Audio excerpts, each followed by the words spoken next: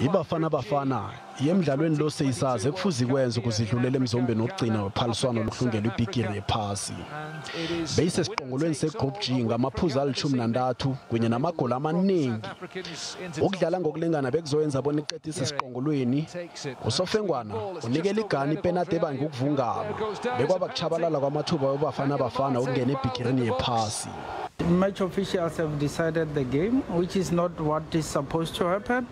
So we as the association, we have decided that we will be writing to both CAF and FIFA first to investigate how the game was angled, and secondly to also challenge some of these decisions.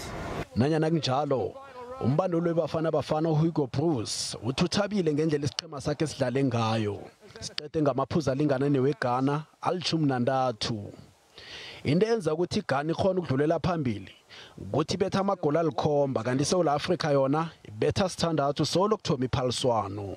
First of all, I congratulate Ghana for the qualification for the next round, but at the other side I have to congratulate my team also, because we played a very difficult game in very difficult circumstances. We played against an opponent who was very aggressive, and that the referee allowed them to play like that. Usofengwana uMarket Ndiyaye ebekaphethe umdlalo lo bekasizwa umkhaya yakhe uElhaji Samba kunye noJibril Kamara. Umsizi kaSofengwana wesine emidlalweni lo naye ungowetshingalanga yeAfrika.